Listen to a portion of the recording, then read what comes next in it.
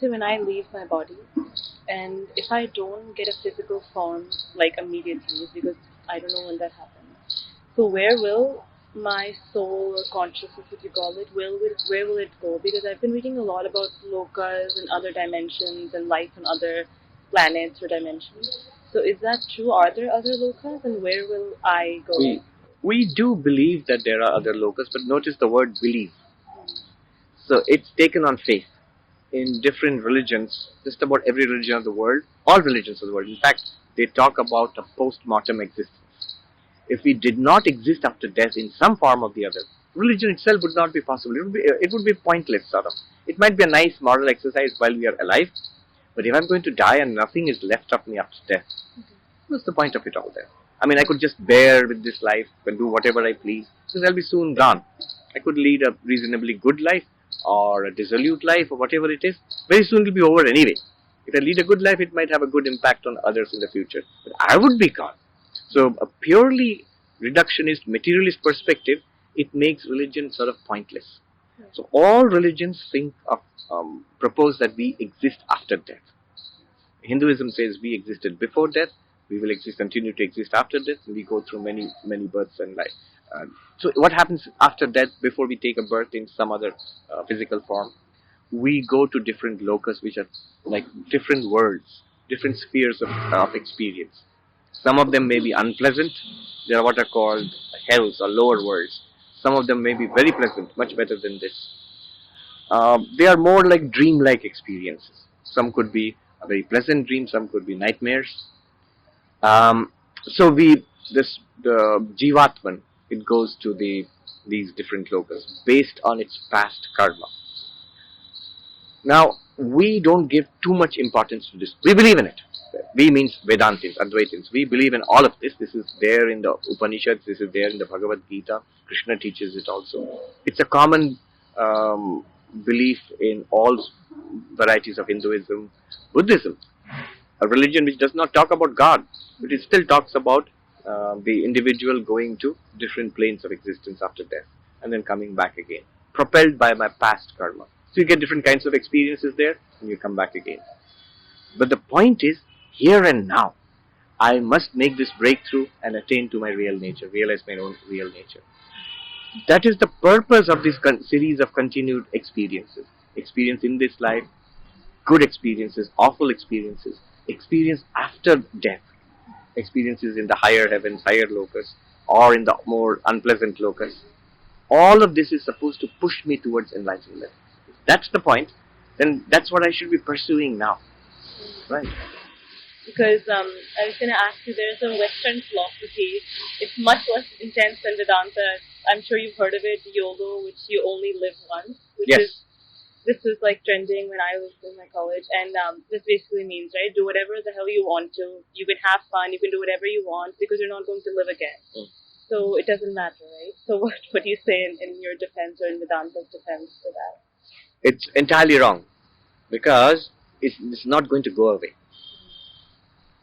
The idea that you live only once, that idea comes from the unexamined presupposition that I, this conscious sentient being, am somehow a product of this particular body, especially the nerve of the brain and the nervous system. It's generating consciousness in some way, sentience in some way, and lo and behold, I'm this guy or this person. And when this body dies, clearly the brain will die, clearly the nervous system will die. So it will not produce me anymore and I'm gone forever.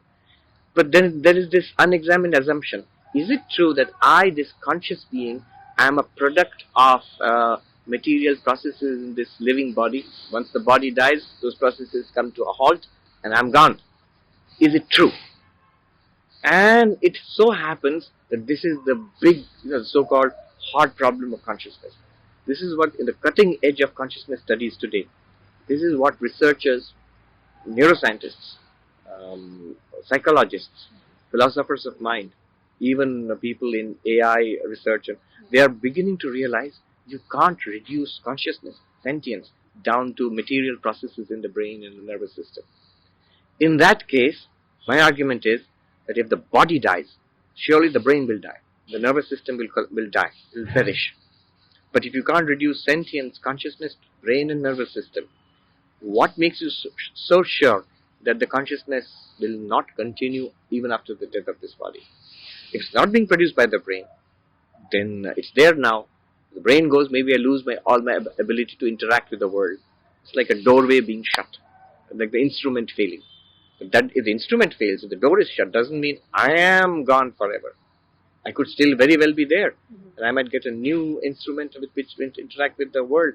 So when you say you live only once, it's a dangerously limiting philosophy, because I'm operating on the basis do whatever I'm going to do now, and it won't affect anything, because after all I'll be gone very soon. Well, suppose you won't be gone very soon, then in that case, whatever I'm doing now will be carried forward. Building that karma. We are building that karma, we are building those samskaras, those tendencies, which will be very difficult to fight against and undo 40 years down the line, 1 or 2 lives down the line also. That's true. It's a saying, right, that when the tree or the plant is small, you can change it, the habits of samskaras, as it keeps growing up, and we don't even know how many lives we've been here for. Yes. So then it's even more difficult, which I can see in myself, like once I began to like get awareness, that there's some compulsions I have, which maybe are from past lives too. So the sooner you become aware, the sooner you can maybe Careful, live more consciously. Not even prescribing that you do this or do that, more aware of we are, of what I am, what I'm thinking, what I'm saying, and what I'm doing, the better it is for us. So this YOLO is not a new philosophy. Yeah. It's a very ancient philosophy. In this land where we are sitting, in India, there were this ancient school of materialists. They were called the Charvakas, and they had exactly the same philosophy: eat, drink, and make merry, because once the body is dead, it will be burnt and will never come back from the ashes. So they say, borrow money if you must, and have fun, because nobody's going to come and collect your debts anymore. So that was the school of materialists. It's entirely based on the idea that we are body and nothing other than body. And that's now, especially in this time in the 21st century, this is the big question. Are we really just the body, just the brain and the nervous system and nothing more? And who's asking this question? Not Vedantists, not Buddhists.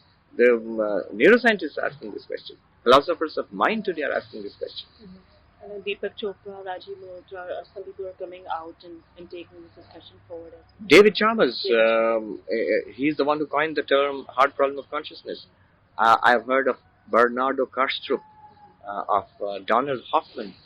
These are people who are seriously questioning whether consciousness can at all be reduced to just body and mind, bodily functions. I have a fun question for you, Swami Ji. You spent a lot of time in the Himalayas because you renounced as a monk and you took your vows. Was there any interesting experience or encounter you had? I don't know anything. I mean, I've read about levitation, astral body travel. Something you ever saw or experienced that maybe shocked you as well? It's not that I spent a lot of time there. I spent a few months on different occasions. But yes, I had a number of interesting experiences. Nothing like people levitating, but I met some wonderful monks, practitioners there, and some not so wonderful ones also. So all in all, it was a very sort of colorful experience. I can tell you about this one monk I met in Gangotri, high up in the Himalayas. So this monk, he invited me to another monk of our order. 2 of us, we went up with him to where he lived. He literally lived in a hole in the ground, just close to the river, the Ganga, which was just ice melted from the glacier. And he lived on you had to crawl inside on all fours. We crawled inside and we followed him inside. It was pitch dark, and he sat there. And we asked him, "Why don't you live up there? There's a big cave, nice cave there." And he said, "Well, I wanted to, but there's a bear who lives there, and the bear is a kind of a bully. And so this hole, it's too small for the bear to enter. So that's why I live in this hole." And in that pitch dark, in there, with the roar of the river just a little muted, by the rocks, I still remember, he chanted and explained the 4th chapter of the Gita to us. So that I had numerous such experiences. Nothing magical or supernatural, though some monks did tell me about their own experiences.